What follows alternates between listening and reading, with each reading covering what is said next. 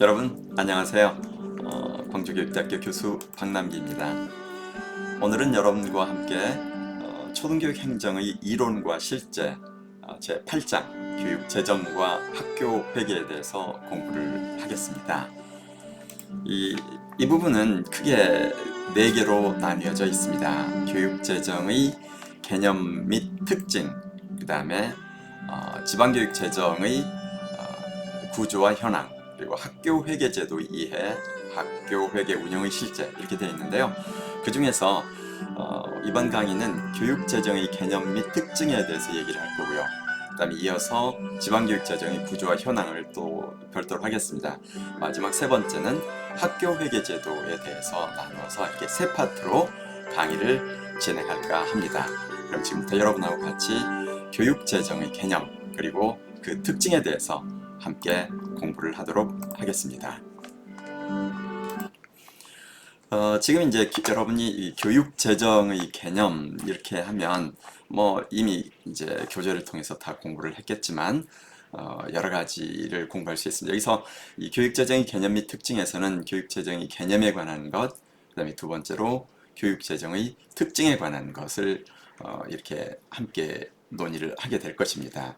근데 여기에 지금 이제 교육 재정의 개념 말고 교육 재정의 특징으로 가보면 정부와 민간 경제의 차이에 관한 이야기, 그 다음에 교육재정 지원의 논리, 그래서 여기에 공공재의 논리, 또 그다음에 이제 교육재정의 교육의 공공재적 성격에 관한 것, 외부 효과 논리, 그다음에 가치재 논리 이렇게 얘기가 넷으로 나뉘어 있는 것을 볼 수가 있습니다.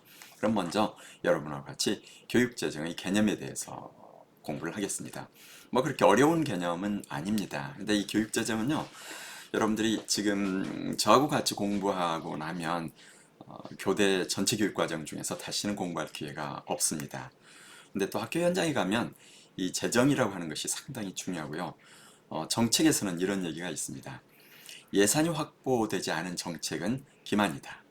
그러니까 이러이러한 걸 하겠다라고 얘기했는데 관련 예산을 전혀 확보하지 못했거나 예산이 따르지 않았다. 이 말은 그냥 말로는 그러한 정책을 하겠다고 하지만 실질적으로는 그러한 정책을 하지 않겠다는 의미하고 같다. 이렇게 생각하면 됩니다. 결국은 여러분들이 지금 자본주의 국가에서 매일매일 살아가는데 어, 돈이 가장 중요하듯이 교육에 있어서도 이 재정이 아주 중요합니다.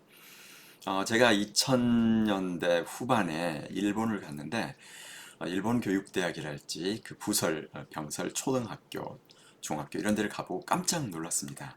너무 시설이 열악하더라고요. 그래서 왜 그러냐 그랬더니 일본이 당시에 잃어버린 10년이 지속되면서 경제가 극히 악화돼 있고 그러다 보니까 교육시설 개선비가 거의 내려오지 않아서 과거의 시설들을 그대로 사용하고 있었습니다. 우리나라도 현재는 경제 상황이 좋습니다. 그러나 만약 경제 상황이 악화된다면 여기에 이제 여러분이 이미 읽어봤겠지만 교육 재정의 불요, 그러니까 긴급성이 좀 낮습니다. 당장 지금 그 돈을 쓰지 않는다고 해서 밖으로 드러나는 게 아니다 보니까 교육 국가 재정이 나빠지면 교육에 들어가는 예산이 좀 빨리 더 줄어드는 그런 성향을 보이거든요. 그렇게 되면 이제 지방재정교부금법에 의한 예산은 확보가 되겠지만 그 이외에 특별 국가 지원금, 그러니까 국가 보조금이라고 하죠. 이 건물을 짓기 위한 거랄지 이런 예산들을 확보하기가 어려워지게 될 것이다. 이렇게 예측해 볼 수가 있습니다. 그럼 먼저 교육재정의 개념 부분을 보면 여기에 국가 및 공공단체가 이제 어떤 특정 활동을 하기 위해서 조달하고 관리, 사용하는 경제활동은 재정이라고 하는데 그 중에서 교육활동을 위해서 필요한 것을 교육재정이다 이렇게 얘기하는 것을 알 수가 있습니다. 그래서 교육재정은 국공립학교 교육활동만이 아니고 사립학교도 포함이 되어 있습니다. 우리나라 사립학교는 실제로는 준공립 그리고 거의 공립화되어 있다 이렇게 생각할 수 있습니다. 초중고의 초등학교, 초등사립은 그런데 상당히 사립학교의 성격을 가지고 있어서요. 자체 등록금을 받고 자체적으로 운영하는 특성이 강합니다. 그런데 중학교와 고등학교는 이미 등록금도 폐지가 되었고 교사 급여의 100%를 국가가 지원하고 있어서 좀 차이가 있습니다. 그럼 좀 희한하죠. 어떻게 초등학교 사립학교는 스스로 등록금을 받아서 운영하도록 하고 중고등학교에 대해서는 그렇게 국가가 지원하는 형태를 가졌을까? 이것은요, 1970년대 중반부터 진행되었던 평준화 정책과 관련이 있습니다. 그래서 중학교가 이제 평준화가 1974년인가 3년인가 되었었습니다. 그러니까 지역별로 차이가 있습니다. 서울이 가장 먼저 됐고요. 그 다음에 이제 다른 지역으로 옮겨갔는데 이렇게 평준화를 하면서 국가가 기존 사립이 사립의 특성을 유지하기보다는 준공립의 특성이 되도록 하기 위해서 필요한 지원을 시작합니다. 그 중에 하나가 학생들한테 등록금을 많이 받도록 하기가 어렵잖아요. 평준화를 시켰기 때문에. 여기서 평준화라고 하는 것은 이제 내가 원하는 학교를 선택해서 가는 게 아니라 이제 추첨을 통해서 가는 방식입니다. 근데 내가 공립으로 추첨을 해서 갔을 경우와 사립으로 갔을 경우에 등록금 차이가 난다면 문제가 되겠죠. 그래서 그 차이에 해당하는 부분을 국가가 보전해 줘야 됐기 때문에 사립 중학교에 대해서 국가가 교사들의 급여를 지급하기 시작했습니다. 그리고 이제 고등학교도 평준화가 됩니다. 이 고등학교 평준화가 되고 나니까 다시 똑같은 방식이 이루어졌고요. 그래서 고등학교는 그러나 등록금을 최근까지 받았었죠. 그러니까 초등학교 경우, 중학교 경우에는 등록금을 받지 이제 않게 되었을 때 농어촌까지 확산이 됐었습니다. 우상 처음에는 농어촌부터 등록금을 받지 않았고요. 그러다가 이제 중학교 등록금을 대도시까지 받지 않게 되었을 때 교사급여의 100%를 국가가 지원하게 됩니다. 근데 고등학교 경우에도 평준화가 됐을 때 교사급여의 절반을 국가가 지원하고 또 이제 등록금을 공립과 사립 경우에 공립은 등록금을 받아도 국고로 소속이 되고요. 사립은 그 등록금을 자체적으로 활용하는 방식을 써서 국가가 급여의 절반만 보전을 해주었습니다. 그러나 이제는 2021년부터 전면적으로 모든 고등학교까지 다 무상교육이 실시되고 있기 때문에 국가가 등록금을 100% 보전해 줍니다. 그러면 학교 운영비와 인건비까지가 다 국가로부터 나오다 보니까 이제는 지난번에 교육법 시간에 얘기한 것처럼 사립학교법을 개정을 해서요.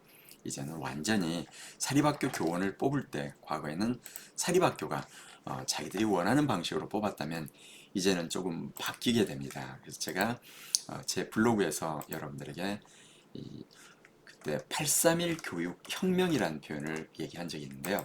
이걸 잠깐 같이 한번 볼까요? 교육혁명 이렇게 하면 831 교육혁명 이렇게 해가지고 이 내용을 보면 관련 법안이 대거 통과되는 것을 볼 수 있는데 그 중에 하나가 사립학교가 강하게 저항하고 있었던 사립학교 교원 신규 채용을 할 때 교육청에 필기시험을 위탁하도록 한 것입니다. 그리고 또한 사립학교 학교 운영에 내가 그동안에 심의기구가 아니었는데 심의기구로서 막강한 영향을 행사할 수 있도록 개정을 했습니다. 이렇게 되면 사립학교 설립자로서는 자기가 원하는 교사를 뽑을 수 없거나 또 학교 운영에 있어서 이 학교 운영위원회의 심의를 거쳐야 하다 보니까 자율성이 많이 훼손된다. 그래서 강력하게 저항을 하고 있지만 이미 법이 통과되어서 이제 사립학교는 거의 공립에 가까운 특성을 보이게 될 것으로 보입니다. 그러나 물론 시행령을 통해서 정권이 사립학교를 강력하게 보장하는 정권이 있고요. 또 어떠한 정권들은 사립학교의 특성을 거의 없애려고 하는 정권이 있기 때문에 정권의 특성에 따라서는 차이를 보이게 될 것입니다. 그러나 이러한 것을 진행을 할 때 초등학교는 이제 등록금을 스스로 받도록 하는 과거부터 있었기 때문에 그대로 유지를 해줬고요. 또 초등학교, 사립초등학교의 경우에는 전국에 몇 개가 되지 않습니다. 그래서 더 이상은 사립초등학교를 잘 허용을 하지 않죠. 이제 이러한 특성들 때문에 우리나라에서 외국의 사립학교에 해당하는 것은 실은 현재는 학원이란 이름으로 운영되고 있다. 즉 제도권 밖에서 운영되고 있다는 것을 알 수가 있습니다. 근데 이제 사립 초등학교만 현재 약간의 특성을 더 유지를 해가고 있는 것을 볼 수가 있습니다. 자, 그러면 다시 여러분들이 그러한 기본 개념을 가지고 교육재정으로 돌아오겠습니다. 이 교육재정의 영역에서는 교육재정 그러면 확보해서 배분하고 지출하고 평가까지를 하게 됩니다. 이 교육 재원을 확보하려면 먼저 국회를 통해서 재원을 확보를 해야겠죠. 그러면 올해가 이제 예를 들어서 2022년에 국가 예산을 확보하려면 2021년 1월에 이미 예산 확보에 필요한 절차를 밟기 시작합니다. 그래서 계획서를 교육청이 만들고 대학들도 만들겠죠. 국립대도 그것을 교육부로 보내면 교육부는 그걸 토대로 해가지고 기획재정부와 협의를 한 후에 기획재정부에서 최종적으로 국회에 보내게 됩니다. 그러면 국회는 정부 예산을 12월까지 국회 회기 이내에 마치도록 되어 있습니다. 그러니까 준비하는 것은 그 전년도고요. 그러면 이제 2022년 예를 들어서 예산이 집행이 된다. 그러면 1년간 집행을 하겠죠. 그리고 나면 다시 그 다음 해에 그 집행했던 것을 가지고서 국감이라고 합니다. 이제 국가 정부에 대한 감사를 시행하게 되는데 이때 그 회계 집행에 대한 내용까지도 다 살피게 되는 것이죠. 그래서 국가 예산은 계획을 세워서 집행하고 평가를 받는 데까지 총 3년의 시간이 걸리게 됩니다. 그래서 여기에서 지금 이제 이 책에서는 확보를 해서 배분하고 지출해서 평가하는 것까지를 간단히 설명을 하고 있습니다. 지금 이제 여기에 특징적으로 소개하고 있는 것이 최근에는 교육 재정 분야에서도 주민 참여 예산 제도가 확대되는 등 교육 재정에 대한 외부 참여와 견제가 강화되는 추세이다. 이 부분을 얘기를 하고 있습니다. 그래서 여기에 지금 여러분하고 같이 이 내용을 간단히 이렇게 보면 현재 이렇게 소개를 하고 있습니다. 그러면 여러분들하고 같이 교육재정의 특징적으로 넘어가 보도록 하겠습니다. 이 교육재정의 특징과 관련해서는 여기에 표로 하나 정리를 해놓고 있는데요. 이 표에서 보는 것처럼 크게 먼저 수입 조달의 방법, 그러니까 어떻게 그 필요한 돈을 조달하느냐, 그 다음에 거기에 적용되는 기본 원리는 뭔가, 또 이것을 할 때 목적은 뭔가, 이런 식으로 해서 쭉 민간 경제와 정부 경제, 정부 경제가 바로 교육 재정에 해당하겠죠. 차이를 보여주고 있는데요. 필요한 돈을 조달을 할 때 정부는 내가 예를 들어서 500조가 필요하다. 그러면 세제를 통해서 강제로 징수를 하죠. 내지 않으면 벌금까지 물리고 나중에 그 개인이 세금을 내지 않았을 때 재산을 압류를 해서 강제로 걷습니다. 그러나 민간 경제 부분에 있어서는 민간들은 자기가 돈이 필요하다고 해서 강제로 상대로부터 가져올 수가 없죠. 강제로 가져가는 것을 강도, 도둑 이렇게 얘기할 거 아니에요. 그래서 여기서 민간 경제에서는 합의의 원칙이다. 이제 내가 어디에서 생활비가 예를 들면 월 200이 필요하다. 그러면 어디에 직업을 가질 때 거기서 상호 계약을 맺죠. 당신에게는 월급이 300만 원인데 이 직업을 갖겠느냐, 뭐 이런 게 합의의 원칙이죠. 그 다음에 기본 원리에 있어서도 예산 원리가 있고 시장 원리가 적용된다. 목적은 공공성, 이윤 극대화다. 회계 원칙은 양출 재입, 양입 제출이다 하는데요. 양출 재입은 이제 여러분이 한자, 요새 최근에 이 한자를 모르다 보니까 기자들까지도 이상한 얘기를 해서 지금 한자 공부가 필요하다 이런 논의가 다시 일고 있습니다. 자기 이름을 한자로 쓸 줄 모르는 사람도 많다. 근데 한자를 그러면 꼭 쓸 줄 알아야 되느냐? 근데 거기에는 이 한자 제 이름 같으면 남영남 터기입니다. 그러면 그냥 한글로 남기 그랬을 때는 소리만 들어있지만 그 뜻을 분석해 보면 이 남쪽의 거대한 기반, 그러니까 이 제가 농담으로 그 얘기합니다. 아마 남북이 상당히 제가 있는 동안에 통일되기 어려울 거라고 하는데 저희 조부께서 나는 이 남한의 튼튼한 토대가 되어라 이런 쪽으로 이름을 붙였다고 농담을 하는데요. 원래 뭐 꼭 그런 뜻은 아니었습니다. 근데 그러한 방식으로 우리는 그 뜻을 가지고 있어요. 양출재입 이걸 만약에 풀어서 쓰려면 엄청 복잡하겠죠. 근데 한자를 통해서 쉽게 그 뜻을 알 수 있도록 해 놓았습니다. 한자를 모르면 오히려 이 소리글 가지고는 의미를 파악할 수가 없습니다. 그래서 여기에 특별히 괄호 안에 한자까지 넣어놨는데요. 양출제입 그러면 양 헤아린다, 출 나아갈 출. 그래서 얼마를 쓸 것인지를 헤아려서 제입. 이게 제는 이제 규제한다는 말이죠. 입 들어오는 금액을 규제한다, 정한다 이런 말이죠. 그래서 내가 얼마 500조를 써야겠다 그러면 500조에 상응하는 세금을 걷게 되는 것이죠. 근데 물론 세금을 내가 원하는 만큼 다 거둘 수 있는 것도 아니고요. 경제 상황에 따라서는 갑자기 세금이 훨씬 더 많이 거치기도 합니다. 2021년 경우에는 지금 국가가 예상했던 것보다 훨씬 더 많은 세금이 거쳐서 그 남은 예산, 왜냐하면 이 교육 경우에는 지방재정교부금법에 의해서 내국세의 20점 몇 퍼센트인가를 의무적으로 세금으로 이렇게 걷도록 되어 있습니다. 그러니까 교육에 쓰도록 되어 있어요. 근데 세금이 워낙 많이 거치다 보니까 거기에 해당하는 예를 들어서 전혀 예상치 못하게 50조가 거쳤다. 그러면 50조의 20%면 10조가 되겠죠. 교육에 10조가 더 들어오게 되고요. 그럼 그 10조를 교육 쪽에서 사용할 수 있게 되는 거죠. 뭐 이런 방식으로 되는데 또 예를 들어서 갑자기 수출길이 막히고 국가 경제가 아주 어려워졌다. 그래서 사람들이 세금을 별로 내기가 어렵게 됐다. 이렇게 되면 교육 예산은 크게 줄게 되겠죠. 이런 것들을 얘기합니다.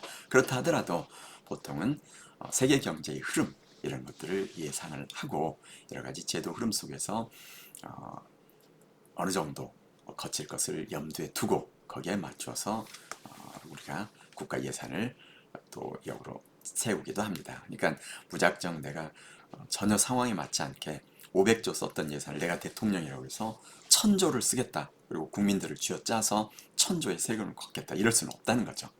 그러니까 어떻든 원칙상으로는 먼저 들어갈 돈을 헤아려서 사람들로부터 걷는다 이런 뜻인데 물론 반드시 일방적으로 정하지는 않는다 이걸 설명을 했어요.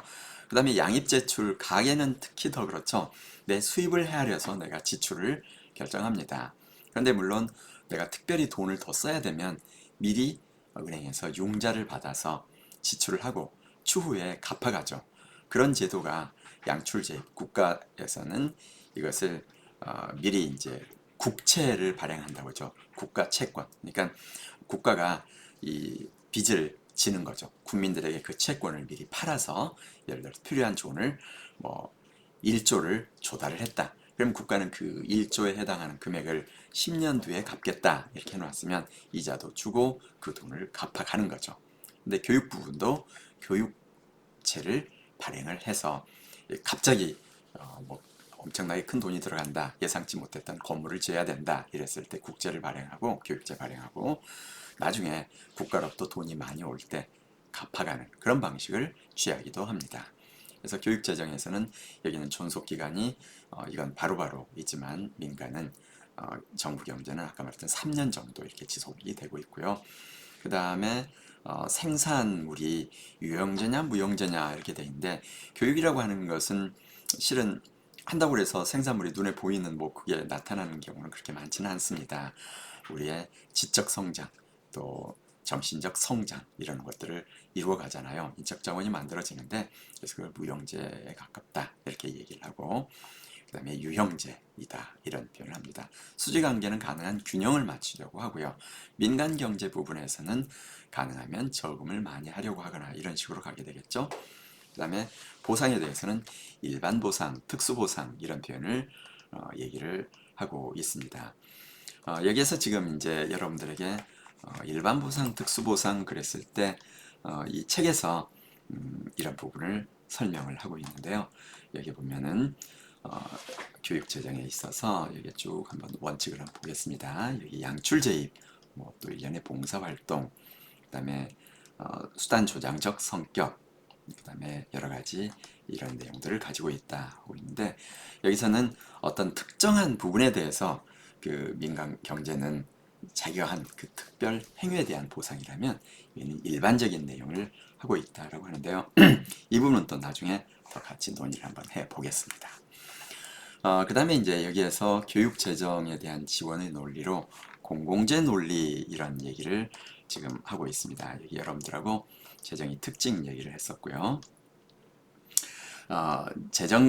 교육 재정에 대한 지원의 논리 중에서 첫 번째로 여기서 설명하고 있는 이 공공재 논리. 그러면 공공재라는 것은 어떤 것을 공공재로 하고 어떤 것을 그냥 여기서 말하는 사유재로 할 것인가 그랬을 때 예를 들면 초등학교 교육을 공공재로 할 거냐 사유재로 할 거냐 그랬을 때 여러 가지 논리들이 존재합니다. 근데 여기서 일반적으로 공공재라고 할 때는 예를 들면 국방을 하는데 아니면 경찰 서비스를 하는데 이걸 사유재로 한다. 그럼 어떻게 되겠어요? 이 어떤 사람들이 그 사유재로 한다면 각각 부유한 사람들은 자기 집 앞에 무장 경찰을 세워야겠죠. 근데 국방을 사유재로 한다. 이건 상당히 어렵겠죠. 왜냐하면 국경을 다 막고 외부의 침해를 막는데 그 안에 있는 사람들은 다 똑같이 보장을 받을 거 아니에요. 따라서 이런 경우에는 국방을 사유재로 할 수는 없겠죠. 그런 것처럼 여기서 비경합성, 비배제성의 원리가 적용되는 재화.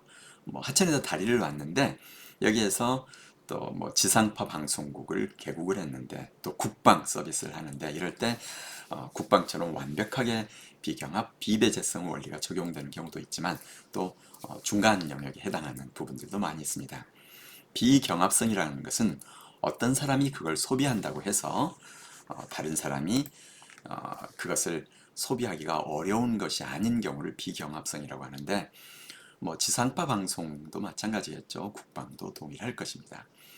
여기서 비배제성이라고 하는 것은 그 공공재 사용 혹은 소비로부터 특정한 개인이나 집단을 배제하는 것이 불가능하다.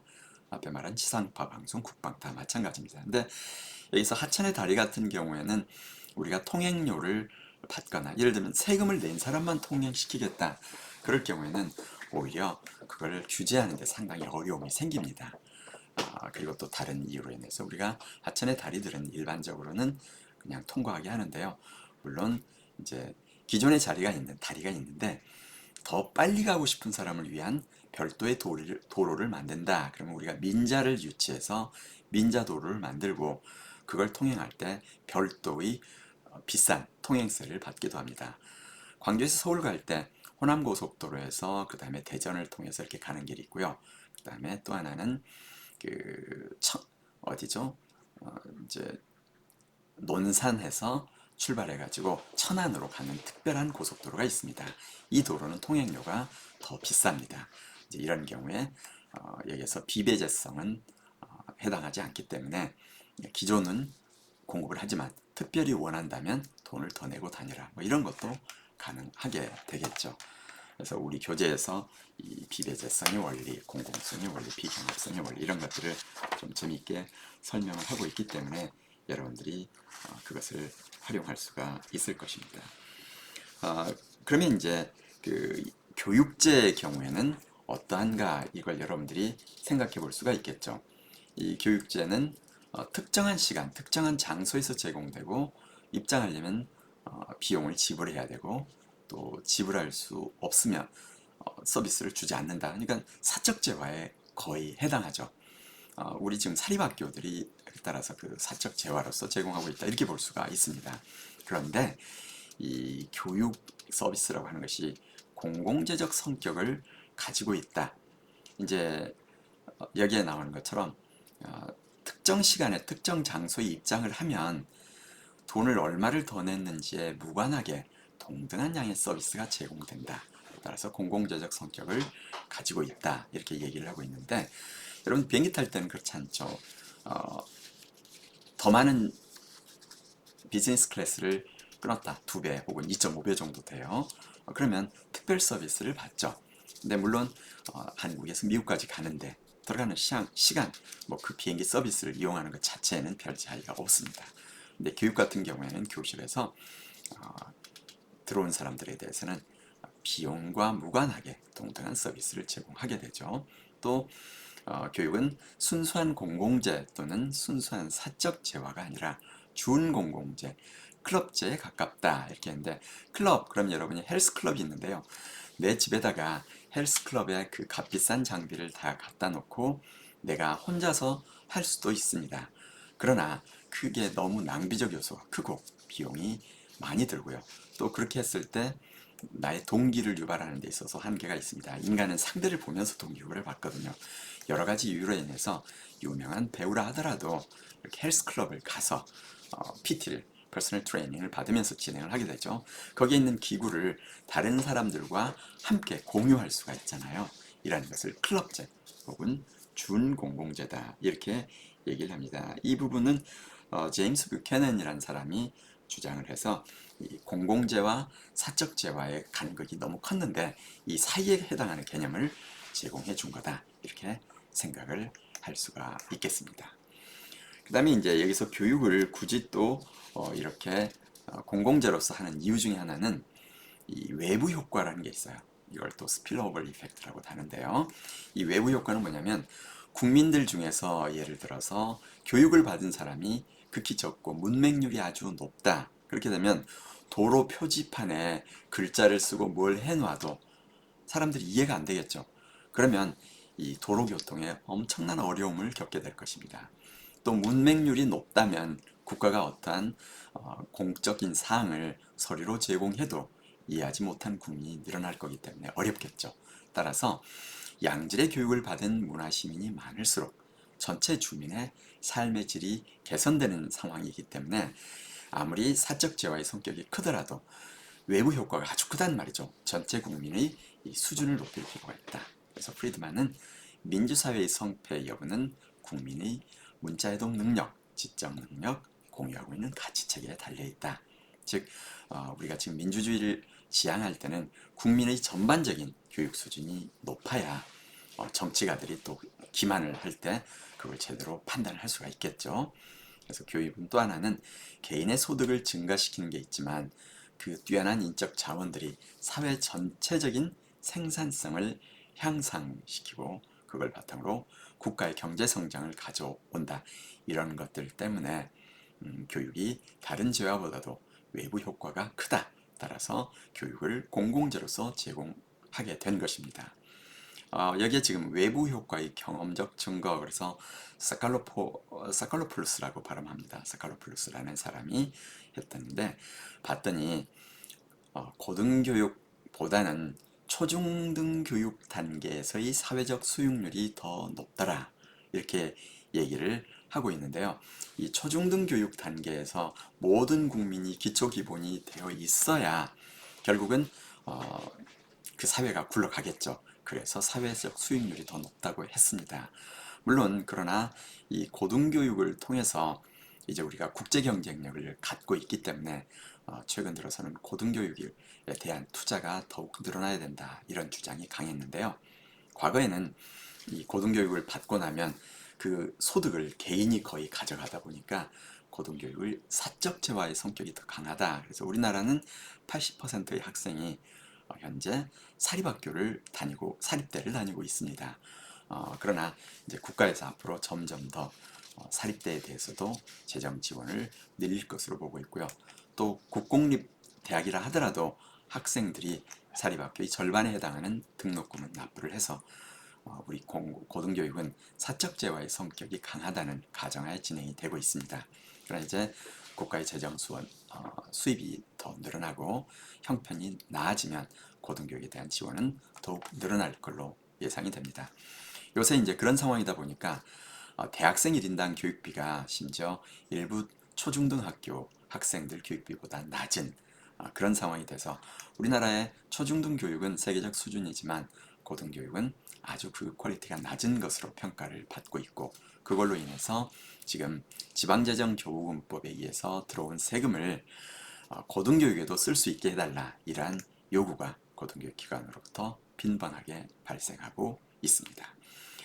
그 다음에 이제 여기에 지금 가치제 이 논리가 있는데 지금 의무교육 얘기했잖아요. 국민이 고루 소비할 수 있게 만들어주는 것이 바람직하다. 그 다음에 또 국민들이 인간다운 삶을 할 수 있도록 하기 위해서는 내가 읽고 쓸 줄 알아야겠죠. 문맹일 경우에 삶의 질은 크게 떨어집니다. 그래서 국민에게 최소한 어느 수준 이상의 혜택이 돌아가게 만들어 줘야 된다.